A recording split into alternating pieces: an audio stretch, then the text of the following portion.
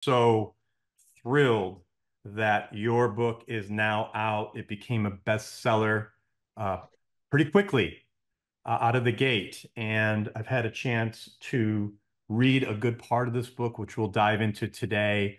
But before we get started, give us a sense of, many people hear about the Holy Land, especially from the verses in the Bible, the many TV series and movies over the years. But to actually go there, I've talked to a number of people that have had a chance to go there. You've really spent some good quality time there in reading your book with the locals, which is, I think, the best way to travel and to really get a sense of an area. But give us an idea of what it's like. Bring us to that region and give us a sense of what you experienced. You bet, Roger. I was blessed. The first family I stayed with was a Jewish family outside of Tel Aviv. And so my first impression of Israel was wonderful. And we respected each other's faith boundaries. And then my taxi driver from that homestay to back to the airport, his name was Shalom Shalom. So peace, peace.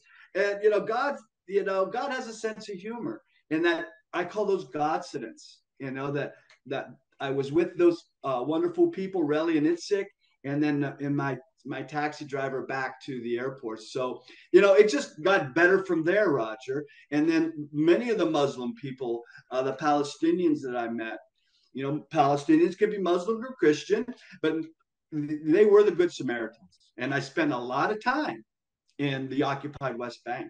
And I was blessed there. I spent Pentecost last year, Pentecost.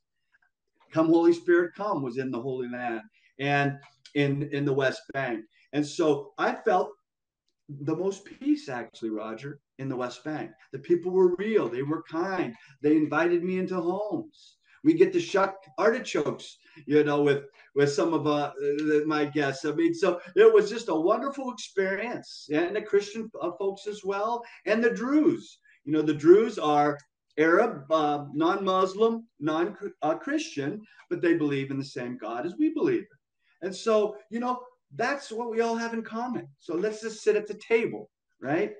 In respect and honor and looking at each other as made in the image of God. So great experience, great 53 days in the land of milk and honey. I love how you express all of this, because that is the premise, and we'll get into that a little bit more, which is really to love one another. And it's so simple, but Yes. so true. So